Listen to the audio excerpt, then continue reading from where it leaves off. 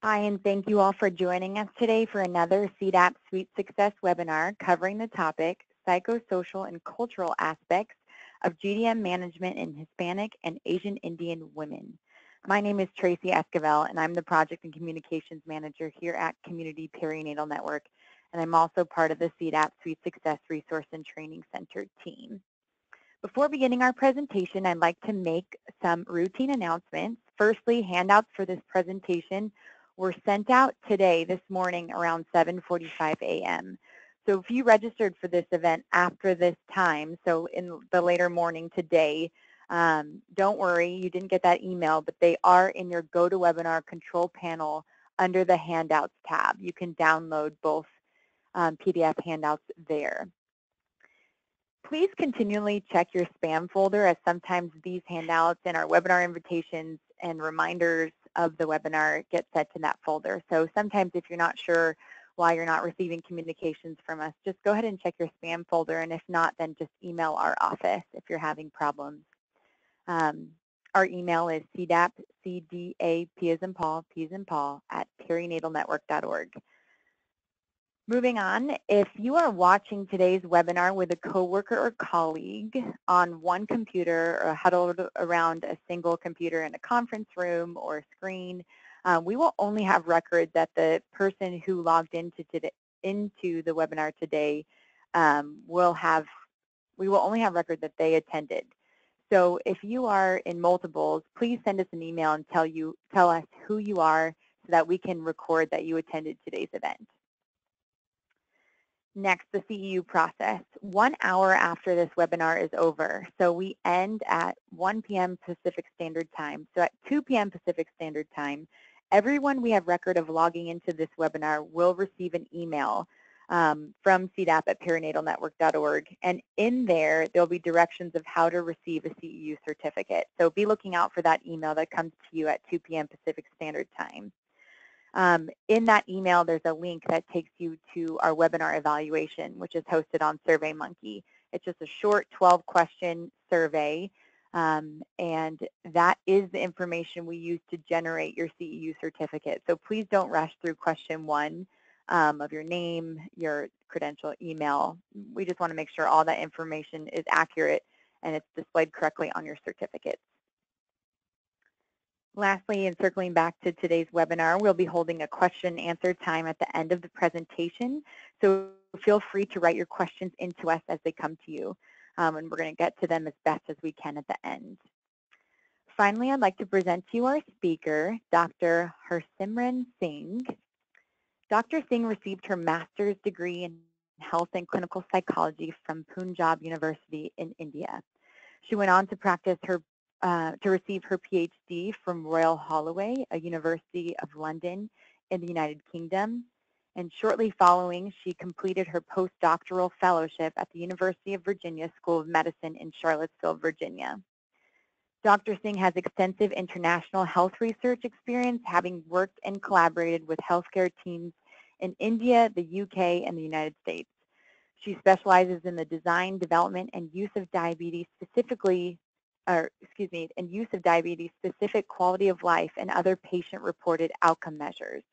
She also has expertise in the development and use of internet interventions to deliver engaging, outcomes-oriented, low-cost, high-reach interventions to benefit this patient population. Dr. Singh is passionate about driving high-quality diabetes research and developing person-centered interventions to assist patients and their families and better manage this condition and improve their quality of life. Dr. Singh currently is a health psychologist and clinical research scientist at the Mary and Dick Allen Diabetes Center at Hoag Memorial Hospital, Presbyterian in Newport Beach, California. Dr. Singh, we're so glad to have you here today and very excited about this topic that you're about to cover. Whenever you're ready, the presentation floor is yours. Thank you very much, Tracy, and thank you also for inviting me to this platform. I feel really honored to be part of the group and also very excited that we have so much interest in just trying to better understand our patients and the cultural context that they bring to the consultation room. So very excited to be here. Great, thanks so much. So without further ado, just want to jump right into the topic. And I'm pretty sure, we are all very well aware about the need for cultural competence. And, and it's a very wide topic. And I feel like while we may appreciate the significance of this concept and the need to include it as part of our consultations with our patients, I think we are challenged in terms of how best to use it in our daily practice. And I feel that's where, I generally find there's a huge gap. We know what has to be done, but how do we do it seems to be the biggest barrier. So given that we all have a common interest in assisting women with diabetes during pregnancy, I wanted to specifically focus on two cultural groups, are women from Hispanic and Asian Indian origin. And you will find as I move through the slides that there are some very interesting similarities, but at the same time, some very stark differences between these two groups. So yeah, I'm hoping to be able to establish that as part of our presentation. In terms of disclaimer and conflict, I do not have any conflicts to disclose. So for the objectives of the presentation, I believe this presentation is going to be quite different from the ones that you generally have had here. And I wanted to purposely start by looking at the cultural context of our Asian, Indian, and Hispanic patients. And the context defines them to quite an extent, I feel. At least our women who are first-generation immigrants from both these groups. There's a huge cultural component to their receiving care and interpretation of any recommendations that we make as providers. We will also try and understand the psychosocial factors that could affect the experience and management of GDM in these patients. I always say that pregnancy is a very social and a very emotional phase. And it's really like no other. And we have to understand the environmental and lifestyle circumstances that our moms-to-be bring to the table, for us to be able to better take care for our patients. And finally, we will review the clinical resources or programs that can help support our GDM patients to manage their condition better. That being said, Tracy, I think we can start our first poll. That's right. Yes, please. Okay, I'll launch it right now. So everyone should see on their screens our first poll question, and that is, it's actually a statement. Healthcare providers require more training and cultural competence that is generally provided to better care for their patients. Just please select one out of a list of options, whether you agree or don't agree.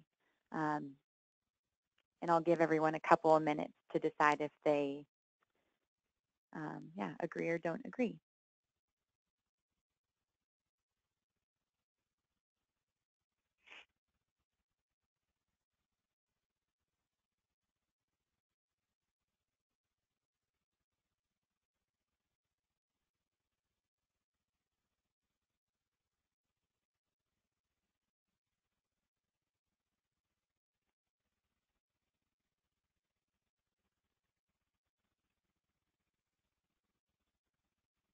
Okay, we'll give it another 10 seconds or so.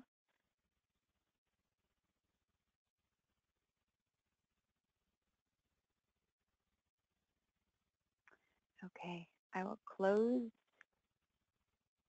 and share the answer. So it looks like 81% of you completely agree with that statement and 16% somewhat agree, and then only 1% are unsure, don't have an opinion, or somewhat disagree. So a vast majority of you do very much agree with the fact that health care providers do require more training and cultural competence. Okay, now I will launch the second poll.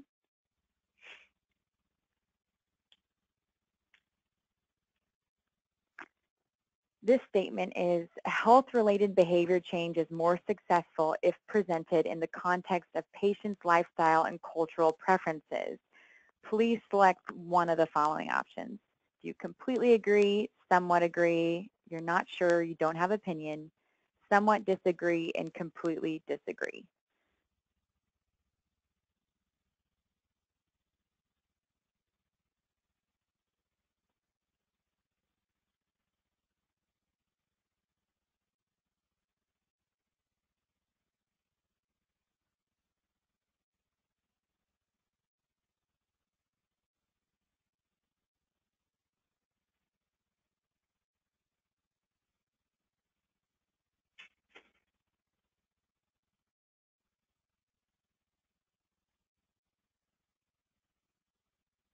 give the audience about 10 more seconds and then close the poll and share the answers.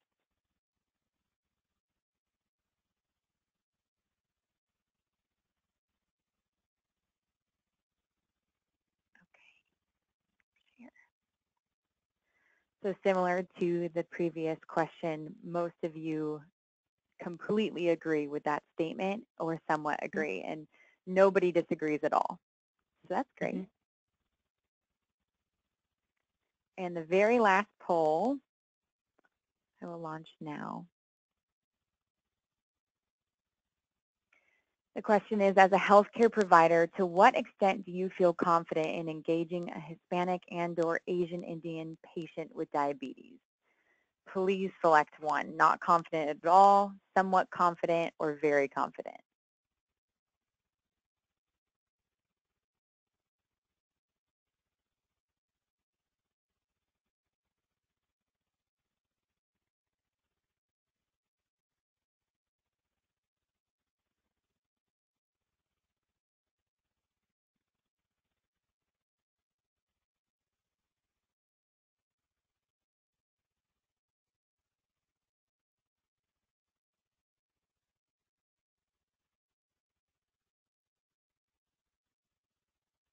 Give everyone about 10 more seconds to cast their vote. Okay,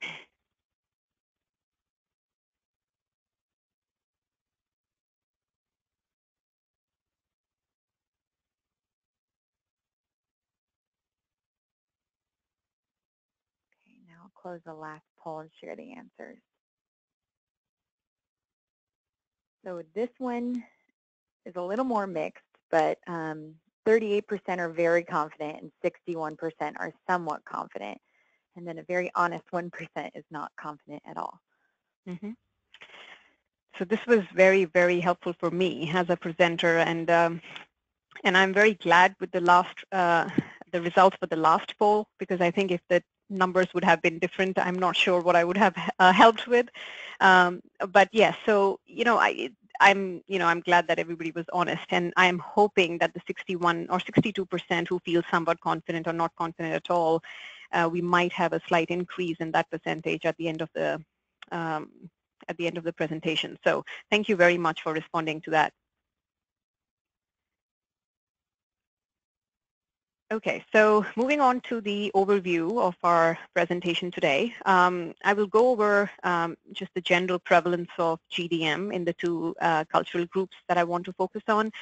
And then we look at the demographic and the socioeconomic makeup of our Asian Indians and Hispanics in the U.S., because that to a great extent defines how, what lifestyle they lead, or what recommendations they're going to accept or not accept as part of the healthcare system. Then what is the significance of culture in healthcare? I think it's also important to look at the gender roles in Hispanics and Asian Indian families, because I wouldn't call them traditional, but to a great extent, just like any other cultural or ethnic group, there are specific gender roles that used to exist traditionally, and we still have certain traces of that when the families migrate to the U.S. There are cultural and psychosocial aspects of GDM management that are defined by their socioeconomic makeup that we look at. Then what are the specific barriers to GDM management in terms of culture in these two groups? And then finally, spend some time looking at strategies that have worked for me personally when I'm trying to engage these patients, and generally what we find in the literature as well. So looking at the prevalence in the US, unfortunately, and surprisingly, we do not have an exact prevalence of GDM, and that's largely because of the differences in diagnoses and how we report GDM in the literature. But these are pretty good estimates from 2010 and more recently published in 2014. The general overall prevalence seems to be around 9.2%. A few other studies have reported a prevalence of around 11 as well. There's a recent study, I think Diabetes Care Study 2013, that showed that differences in GDM, differences in GDM prevalence in the US by state, and the greatest variation was attributable to differences in obesity. And nearly 50% of GDM could potentially be prevented if we reduce the risk of overweight and obesity to that, of normal weight women. GDM prevalence, as some of you might know, is low among non-Hispanic white women. We are about 4%, and blacks as well. In Hispanic subgroups specifically, the prevalence is much higher for our Mexican women. It's about 7%, and while the other Hispanics are around 5%. For the Asian subgroups, the highest prevalence is among Asian Indians at about 11 or 12%, followed by Chinese at 8%, and the other Southeast Asians are around 8 or 9%. So while we are thinking about the ethnic disparities in the prevalence of GDM, I think it's also helpful to keep in mind the impact of migration as such on the prevalence of obesity and type 2. So if you look at the data as far as how migration impacts the prevalence of type 2, we'll see that, for example, South Asians who have migrated from their parent countries to the UK or USA, they almost show up to 4 times increased prevalence of type 2 compared to their counterparts back home.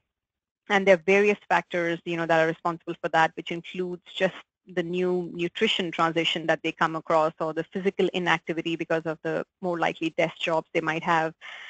There's increased stress, and a lot of other factors that are beyond the scope of this presentation. But it's interesting how migration impacts the prevalence rates as well. So now, try to think of our GDM patients and place them into context that about 10 years ago, the data that we have for about a decade ago, about 13% of our U.S. population was foreign-born. That's pretty significant. And 42% of all immigrant women are of about reproductive age. So you have your work cut out for you, when we come to GDM in our migrant women. Now, as far as Asian Indians in the U.S. is concerned, now, of course, this is not going to be true for every Indian patient, but I think it absolutely helps to give a background and some context to our patients so that we can appreciate their circumstances better and, come up with a more individualized management or a treatment plan. So the majority of Indians in the U.S. are first generation, so migrants and foreign-born, and a good number of them have been here for less than 10 years. So that's not a significant amount of time here in the U.S. Now, they're amongst the most highly educated from all Asian subgroups, with about 70% having a bachelor's degree or more. And if you compare that to the U.S. statistics, about 28% of the entire U.S. population, 25 years and older, has a bachelor's degree based on the statistics from college education. So compare 28% to 70% in this subgroup. So they're highly educated. And the visa program to the U.S., specifically for India, is very different from other countries. And that is partly responsible for this influx of highly educated Indians that we get. Graduate degrees are a prerequisite for immigration as part of that program. So, that's one reason why you get this population. And the other thing I want to focus on is religion.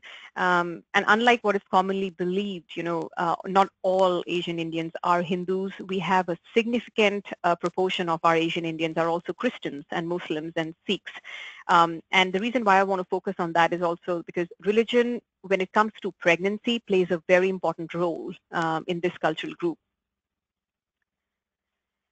In terms of socioeconomic status, it's not a surprise that the median annual household income is also higher for the Asian Indians because of the higher education. So it's about 88,000 compared to 66,000 for other Asian subgroups. And the average, I think, for the U.S. households is about 50,000.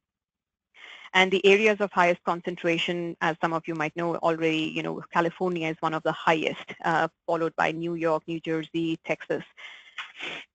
So just so you're prepared for the kind of patient population you might have in these states. Now let's, there's a reason why I want to present Asian and Hispanic population side by side so that we get a picture of how different this population is, but then also look at the similarities between these populations. So just like the Asian Indians, I would like to mention, that this definitely does not hold true for every Hispanic patient we might get. But yes, these are general statistics for the people from this community in the U.S.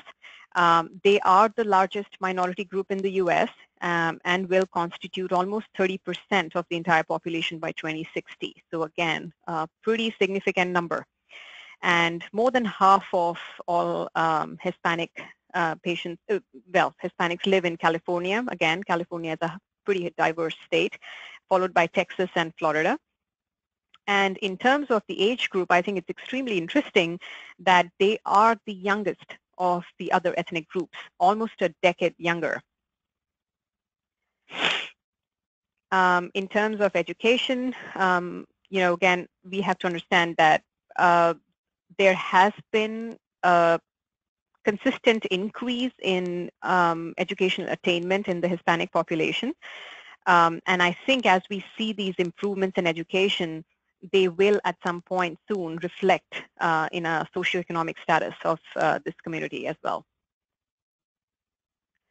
Now, in terms of culture and health, by just reviewing the demographic background of two cultural groups in the US, I think we can imagine the extent of diversity that is present in our patient populations.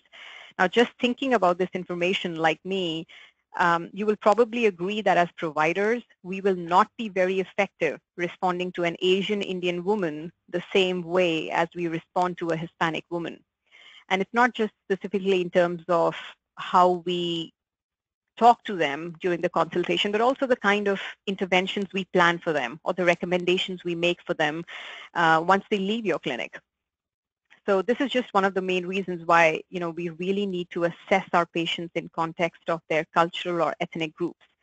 I always say that as long as we remember that our patients, no matter which ethnic or cultural group they belong to, they could be Caucasian, African American, Indian, each patient, they have a cultural background that dictates how they interpret and experience illness. So that's reason enough for us to understand how we want to successfully engage them, because it's going to be very different from each person who walks into your clinic. So it's not just the matter of, being Hispanic or Asian Indian. For me, this particular quote, I feel is the simplest and the strongest reason why as healthcare providers, we need to understand the cultural context of our patients. Because in order to change people's behavior to benefit their health, one must understand the way that that particular person thinks about their health. Because if we are not matching that, it's very likely that they remain disengaged. Now, there has been a lot said about the importance of culture in healthcare, and there are quite a few amongst us who will debate that we should keep the person out, and that it unnecessarily complicates healthcare when we start engaging in their culture and the psychosocial makeup of a patient, and just concentrate on the disease or condition. And I really think that that might have been true, about 60, 70 years ago when our population was pretty homogeneous. We kind of knew our average patient, what they would look like, and the kind of problems they might bring to the table. But that's all before, globalization hit us. And I don't think that can be true anymore. And we seriously cannot expect to care for people from diverse backgrounds with the same management style, expecting successful outcomes. So very simply, I think we can view our health outcomes as a result of interaction between our psychological well-being, the various social factors that are at play in that patient's life, and how we understand the condition and our views on its management. And finally, the most predictable aspect, which is the physiology. So every time somebody talks to me, I always think the physiology is the easier part. Whatever is going on in the body, or that's still significantly predictable compared to the rest of the stuff that the patient brings to the table. And the fact is that GDM management, happens largely outside of the clinic, and it really necessitates lifestyle changes, and we all know that. So you may be able to recommend, medication, and you may, convince the patient, at least in your head, you might think, I think I've given them a BG meter, I've told them how they have to test, and everything seems great. But the moment they step out, they are back in their life. So for example, I'm going to share this later in the talk as well. There is a significant stigma attached to GDM in Asian Indian in the Asian Indian patients or people. And so if we may ask them or expect them to test 4 times a day, but if this woman is trying to hide that or not discuss it openly in a family where she's staying with her in-laws, that might be a significant problem. And rest assured, she may not bring that up while talking to the educator. So just being aware that we may have certain complications in the background, I think helps you to come up with questions that may help that patient to open up as well. So I also wanted to take a couple of minutes and lay down the distinction between, being culturally sensitive or competent versus cultural humility. And I'm conscious of not, I don't want to get into a preachy lecture on cultural competence because this is not what the presentation is about. But I think it's important for us to be aware just personally where we are on that scale of cultural competence. And so cultural competence is more of a process, rather than an end product. So I disagree with people who feel that, after a training for 16 hours, we become culturally competent. And I don't think that's possible. Even me being an Indian woman, I don't think, if I say I know everything about Asian Indian women and how the culture works, is a pretty naive statement to make. So I think cultural competency is more of a process that you keep learning and picking.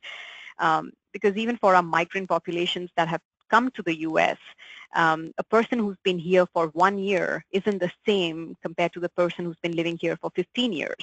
So there is something that has happened, there is a certain mix that, they bring to the table, and because they're not newly migrant anymore. So it's more of a process. And from this perspective, competency involves more than just gaining factual knowledge about a group or a patient. I think it also includes our ongoing attitudes towards just as personally speaking, how we are as providers, and again, towards our clients or patients. On the other hand, cultural humility, I think, is a construct, it helps us to become competent. So it's a construct for understanding and developing a process-oriented approach to competency. So I think it's a tool to become culturally competent.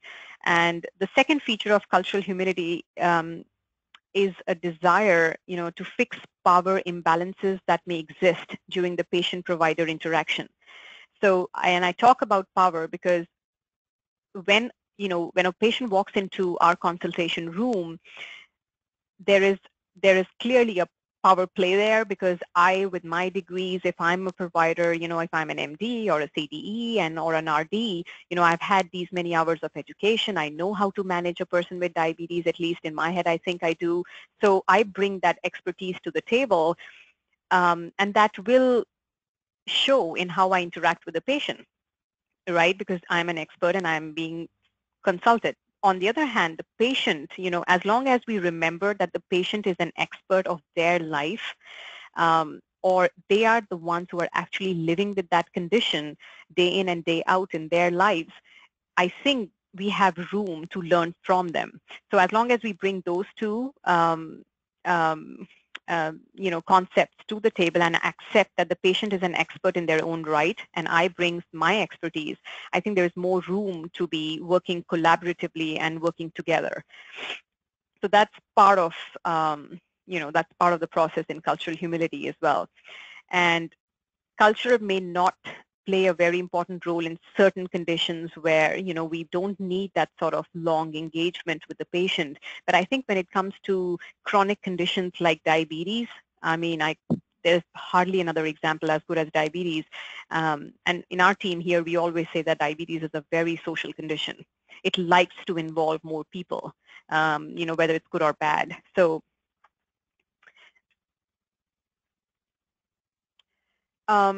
now, so that was just, I just wanted to briefly touch about the importance of culture in healthcare and why we do spend the amount of time we do in training people or providers to at least become sensitive to the differences in culture in our patient groups. And as I mentioned at the start of our talk, I do want to spend some time looking at gender roles in Hispanics, and as well as Asian Indian populations. Um, so traditionally, distinct gender roles were maintained in the Hispanic community, and I think most of us know about that. And women were generally responsible for running the house as homemakers, while the men were responsible for the financial aspects of the house. And I'm talking about traditional roles specifically in Mexico. However, what's been interesting is, and although not completely unexpected, I think, immigration to the U.S. has not only changed the family dynamic of the Hispanic families here in the U.S., but they've also influenced the family structure back in Mexico. And we have some really wonderful papers and sociology studies that have been done at how if certain family members have migrated to the U.S. and are living here, how they, filter back to their families in Mexico, and how the families in Mexico are changing based on what they learn from their families here. And so that's really fascinating of how that works. And women, here in the U.S., we know are sharing the financial responsibility of the household and are working for formal income outside of the house. So they are your patient population, and more likely than not, at least in our studies that we do here in Newport Beach, Costa Mesa, and Santa Ana, we find that most of our women are working 2 or more jobs. So we find that as a significant barrier when it comes to discussing management and prevention techniques with them. Because, for example, when we first started talking about, just exercising more in our patient population who has prediabetes, and we realized that just absolutely doesn't make sense for somebody who's coming back home at about 7:30 p.m., fully drained. We are not going to be able to make a good, strong case for them to take an hour-long walk. So that forces us to, in a way, challenges us to come up with different strategies on what can they do at their job, which makes them more active. So things like that, I think, is where your socioeconomic background of the patient comes through, that they may not have the luxury to go for half an hour or an hour-long walk. So our recommendations will have to change. Okay, so as far as their role in the U.S. is concerned, we noticed that the male dominance is definitely decreasing. And one reason could be that, as I said, women are more likely to work outside of home for economic reasons. And there have been quite a few studies that have, established that Hispanic women, they report feeling more independent compared to their counterparts in Mexico. And that might be, financial independence is one reason for that. And also something interesting, as you may also find, is that once they've migrated, the Hispanic women have formed very strong trusting bonds with other Hispanic women. And, it's not rare to find them joining classes together or trying to attend a group together. So just to give you an example, we've set up a diabetes prevention study, and I don't think any of our advertisement techniques worked as well as word of mouth. It just took us like trying to engage 5 or 6 women, and that just led to one thing after the other. And they have some really strong bonds, and they trust each other, and that really helps. And we can use that information when we are trying to educate or create awareness in this specific group, because they will come if the others are going. And it was much easier for us to engage them as groups than engaging them in a more individual fashion, which may work really well for some other cultural group. So I thought that was really useful. And the other big motivator that was helpful for us to know is that kids was a huge motivator for this population. Kids specifically and families in general. We always start our programs or studies and trials here with this specific population, trying to ask them what is their biggest motivator to become healthy. And more often than not, they will always bring up kids as one of the biggest reasons why they're engaging in a certain program. And this may not be true for other cultural groups, so that is something specific that I think we can use. In terms of the other cultural and psychosocial contexts for our Hispanic women patients, we've already reviewed their socioeconomic status. So the poverty rates are pretty high in this population, and that has repercussions or consequences when we are coming up with recommendations for them. So as I mentioned to you, exercise, that's we probably have to come up with ways for them to engage in exercise or become more physically active while doing other things that they have to do. The other thing that I want to focus on is food insecurity, and we often overlook this. So for example, in our populations here, for a couple of our studies, we had food insecurity pretty much up to like 56 to 60% of our population reported food insecurity. And for those of you who are not fully aware of this concept, it's basically trying to assess how comfortable or confident they feel about getting the right kind of food or nutritious food for being healthy. So I think from our most recent study, about 56% of the women reported, no to a question where we asked them, like, how often do you, when you finish a meal, how confident are you that you can have another one? In that day or the next day. I exactly remember, forget the exact question, but 60% of them said that we are not confident about getting a next meal. Now, if that's the population that you have, that's extremely challenging when you are set with the task to come up with a nutritious meal plan for them. I mean, where do you even start? So, so I think that's what I want to kind of make you all think and understand. It helps for us to ask those questions, like what do you generally, or ask them for a weekly meal plan, before you start engaging them in a inside of a nutritious visit. Just ask them, what have you eaten in the last 2-3 days? Can you just run down? And then that will give you some idea of, where they are, how comfortable they are in terms of getting the right kind of foods.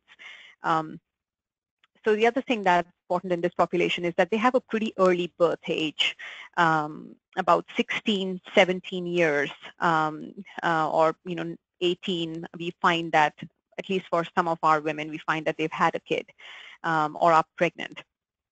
So, keeping that in mind when we talk about pregnancy planning. Now, that's a concept which is not very well established in this population. And they have a pretty high fertility rate as well.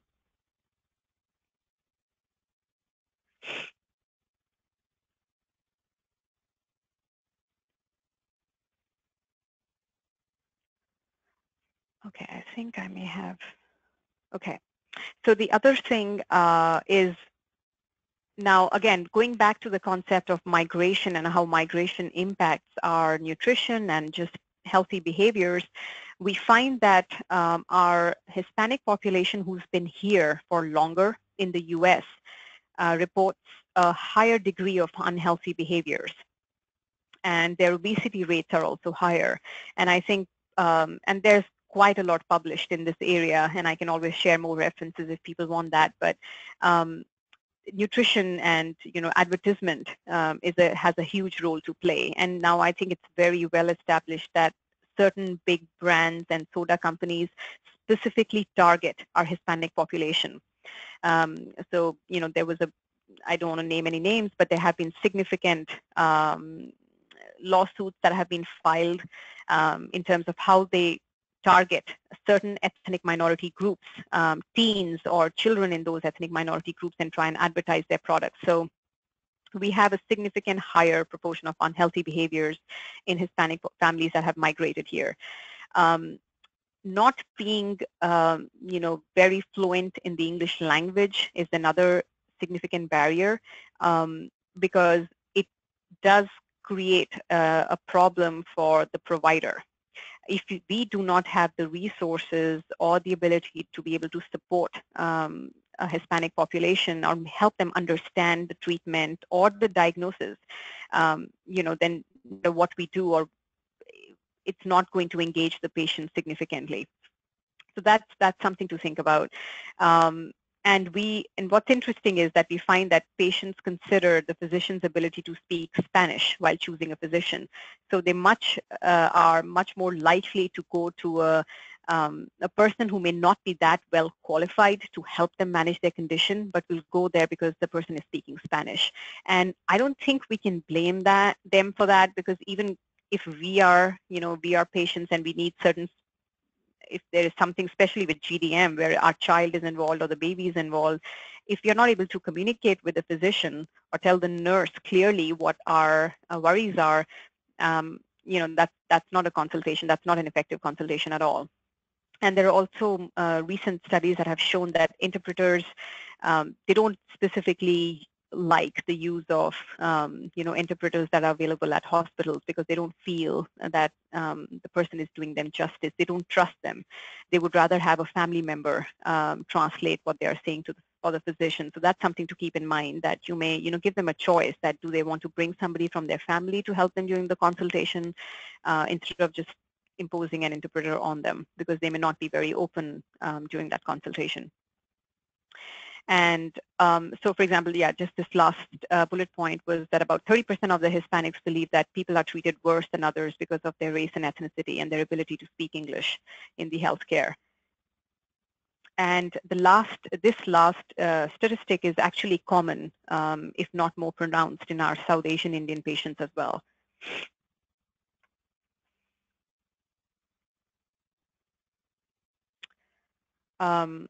Now, we talked about the early birth age in our Hispanic women.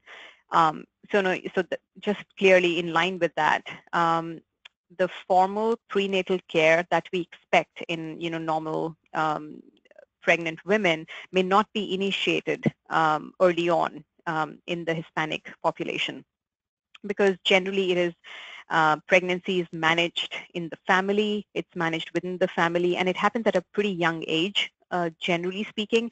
So the mothers or the grandmothers take a more significant or an important role. And the other thing that has been effective or has been shown to work well is midwives. They really trust midwives, and because most of the midwives are people from their own community. And in some of the programs that have been established, I think in Texas, if I'm not wrong, they've used this pretty successfully in terms of the hospitals engage with the midwives that are working in the community, and the midwives go out and then talk about prevention programs and treatment programs and bring the women to the hospital, because the hospitals found that when they were actively trying to do that, they were not able to engage the patient, and so they had to go through these midwives who have built a lot of trust with this patient population. And again, I think this goes, the third bullet point goes with their ability to speak the Spanish language. They have very strong beliefs that Hispanic physicians provide better quality care compared to the non-Hispanic physicians. And this was not specifically in terms of the expertise of the physician, it was about the connection with the physician, which we'll all appreciate. If they are able to connect, they felt they were taken care of in a much better way. And again, as I mentioned, they formed really strong bonds with other women from their community. So grandmothers and mothers play a pretty significant role. Now, in terms of gender roles in Asian Indians, again, you will find some similarities here. Traditionally, there were some very specific gender roles. With men, they were providing financial support, while the women largely stayed at home and were responsible for managing the house and doing domestic work. This probably most of you know, traditionally the marriages were arranged marriages, and they were between families. So the elders decided who was marrying whom, and the women was generally expected to go and live with the husband side of the family. Now, all this is very important for, and the reason why I'm bringing this up is to better appreciate a woman's role in the family. So, she kind of left her house, and they were not setting up a nuclear family. She went to her husband's family and stayed with that family. So she was a minority in that family, and pregnancy holds a lot of importance in Asian Indian families, whether traditional or modern families. And sons are traditionally given a lot more importance than girls. So it was almost like it was on the agenda that a woman, once she's married, within a couple of years, she should become pregnant. And if it's a son, that just meant a lot of importance for her in the family. Her status in the family was strengthened. And the reason I'm sharing this again is also try to look at this from the lens of a GDM. that if a woman who's married goes into this family, is becomes pregnant or has problems becoming pregnant, then finds out that she has GDM, is pregnant with a son, there's a whole different layer of complication with GDM management, because there's also stigma attached to it that she brings to the table while she talks to you as a patient. Now, this should be interesting again.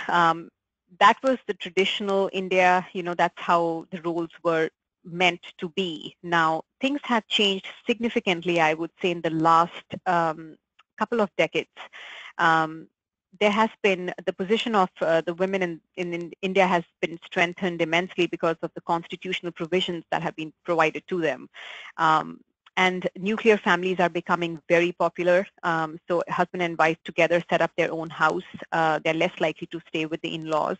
So that gives a lot more independence. It gives a lot of importance to the woman now, because she runs the house and it's not the mother-in-law.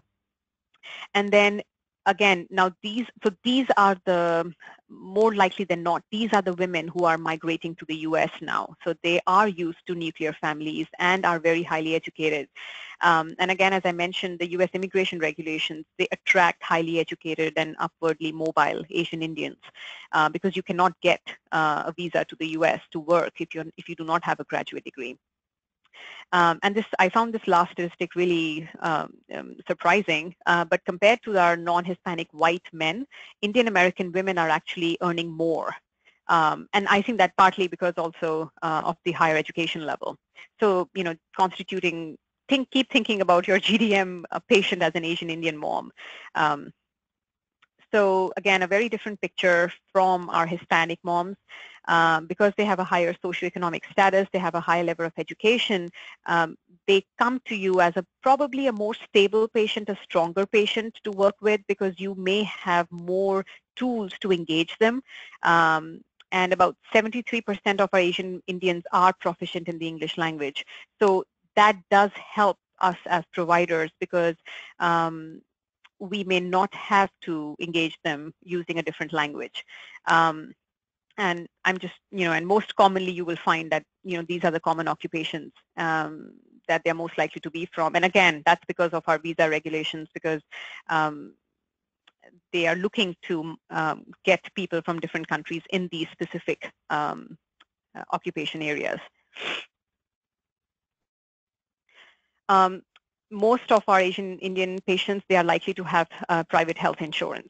Again, that helps us as providers, trying to engage and see what might work with them. Religion plays a pretty central role in our Indian families, and family is greatly valued. So decisions are generally taken as a family. So even though you might just meet that woman as a patient, rest assured she is going to go back and talk about it within the family. And the mothers and the other women in the house generally step up during pregnancy. So you are most likely to, she will be either helped by her mother-in-law or her mother. And they will, and I can assure you, if you're looking after caring for women, Asian Indian women with who are pregnant, you probably often hear them that the family is coming from India to help them for 6 months or 7 months at a stretch, and that's pretty common. And they're very open to Western medical practices as well.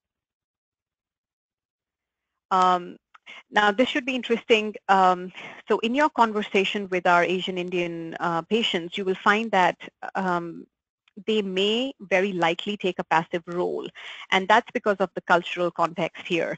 So the Indian education system and the Indian cultural system, you kind of are taught from the very beginning to respect authority. And even like using the first name isn't very common in the Indian culture. We always address people like sir or ma'am.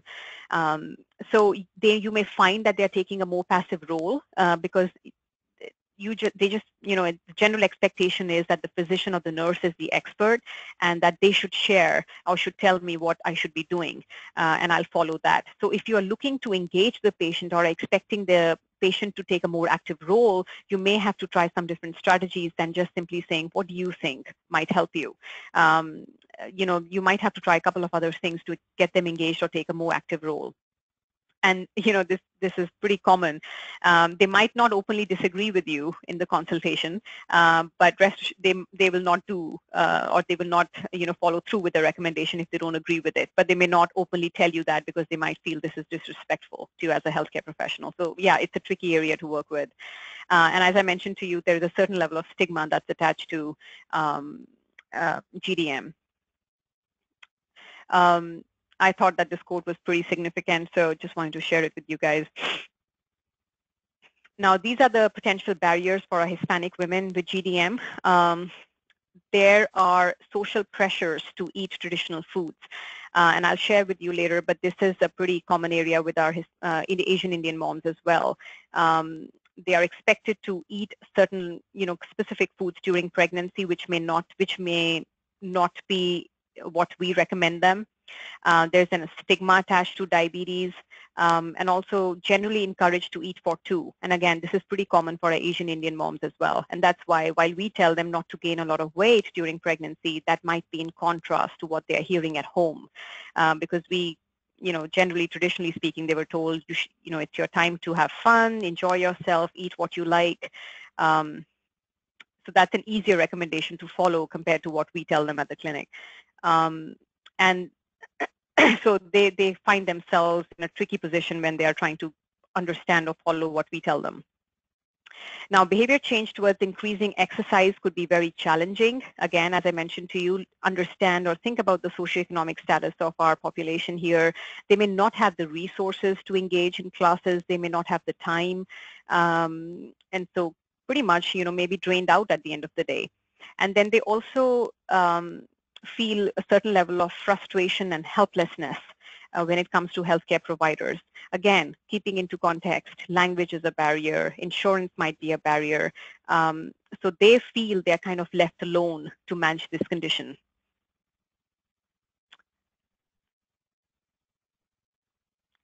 Again, as I think I have already touched upon this, that there is inadequate or conflicting information in terms of pregnancy-related weight gain.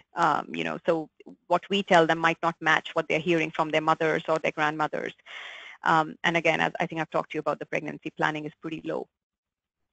In terms of Asian Indian moms, dietary recommendations, very similar to our Hispanic population. They have certain specific needs. There's a whole cultural aspect to eating during pregnancy that would help, if we bring to the table and ask the patient, what are you expected to eat at home during pregnancy, for example? And they might be more open with you and say, this is what I want to, or I'm expected to eat. And then let's work with that and see how we can give in a little bit, but also bring them to a point where they start looking at more healthy alternatives. Exercise is again interesting, and what we find with our GDM moms here at the hospital is we are less likely to be successful if we expect them to engage in a class or go to a formal gym or join a gym, or we are more likely to succeed if we tell them, why don't you take a walk after you eat your dinner and go out with with your daughter or your child or your husband, and they're more likely to accept that. So anything which is engaging the family or the spouse works better in terms of exercise. And again, I think it's important for us to understand that exercising during pregnancy was generally discouraged because they feel like we are straining the fetus or the baby is getting uncomfortable. And we hear that so often in our patients. So maybe that's something we can bring to the table and just tell them right away that this is basically what the facts are. Okay, so I understand we're running out of time here. So I'm going to, but I do want to spend some time on this. So hopefully, I can leave you with some points that may help you. So I feel like in terms of our high-risk patients, and clearly our Spanish moms and our Asian Indian moms are high risk, given the stats that I shared with you at the start of the presentation. So maybe we need to start thinking about, engagement strategies and prevention strategies early on. So it's almost pretty much like getting them into this mode of thinking about how best can we be healthy during pregnancy when they first become pregnant. It's kind of almost like a change in our thinking when they first become pregnant and get their first OBGYN test or meeting scheduled. It's probably worth having a conversation right there and then, or creating some strategies like flyers which can, wrest certain myths regarding pregnancy and nutrition and exercise right away. We probably need interventions to start emphasizing the significance of pregnancy planning in this population. I think with Asian Indian moms I see here, at least in the US, we are still probably doing a better job because of the education level, but we need a really concentrated effort in terms of pregnancy planning for our Spanish moms, or moms-to-be, for example. In terms of family, I think as providers, we have a very wonderful resource in terms of family for this population, and we can really engage them to our benefit. Absolutely, I understand that family sometimes becomes a barrier when they're pushing for recommendations that don't match what are ideally, clinically ideal for them. However, I think if we start encouraging our patients to bring their family to consultations or their significant others or the moms, we may have more success in terms of engaging the patient as well. For our women here, both Asian Indian and Spanish moms, we realize that peer-run support groups work wonderfully. They really come, we do have to do a little bit of work trying to establish these support groups, but after that, I think we can sit back because they do a wonderful job, and there is a lot of word of mouth that, goes along, and, we start with 5 women and we end up with 25, 30 women. So that's something you can think about. And dietary recommendation, I think most of us are aware, is one of the biggest barriers we have with any GDM mom is them giving up certain things that they enjoy eating. And we do push, at least at our center here, we do push a lot for spending the time to come up with meal plans that may be most beneficial for them. And we generally start our conversations with them saying, okay, just tell us what you eat normally, what would you eat? And give us an example of your last week's meal. And I think that gives us the best way to start, because you will identify places that they are not doing so well, and others there's room for improvement, and things that you might be surprised with that they're doing really well. And I always, as a psychologist, I always tell anyone I'm talking to who's looking to engage with the patient, be open and honest with your patient. It really does wonderfully well. Just telling the patient, I know very little about your background. Okay, how do you think I can help you? And we have a few, rules we go with. For example, we'll generally ask the patient, tell me 3 things that you think I may not know about you and can help me become a better provider for you. And you will be surprised at what you hear. Again, psychosocial support, it's very helpful in the long run to invest in psychosocial support for our patients. For example, we recommend that every GDM mom who walks into our center has to meet our social worker, even if it's for 10 minutes, 15 minutes. We make it, we just literally nudge them to try and have a conversation with our social worker, no matter whether they're high risk or not. And, we found some very fascinating results just with that. And again, the other thing is telehealth. In the long run, I think it will help, given that specifically for our moms who are very engaged outside of, their homes, are working, to try and get connected with them is telehealth. And I know that's a bit, further down, but I think that is definitely going to be part of the solution in the next 5 or 10 years, if not before. I just want to leave you with this quote, and I know I've pretty much taken a lot of time, but Tracy, I'm very happy to take any questions. Thank you so much, Dr. Singh. That was an incredible presentation. Right now, we don't have any questions. I know we're right at the end of the hour. No, and that's totally fine. And if there are no questions that are coming in at this point, then we can just end right on time, which is fantastic. So thank you so much for your presentation and for covering these topics. We don't often cover them, so I think that was really refreshing and enlightening for our attendees and our affiliates. So thanks so much for your time and hard work in putting this together, and for talking about your personal experience. And just thank you so much for being with us today. Thank you, Tracy. I really enjoyed this. Thank you very much. Yes, and with that, I will end our CDAPP Sweet Success webinar for the month of April. This presentation will be recorded and put on our website later on today. And don't forget that at 2 p.m. Pacific Standard Time, you'll receive an email with an explanation of how to get your CEU certificate. So with that, I will end, and everyone have a great rest of your day. Thank you so much.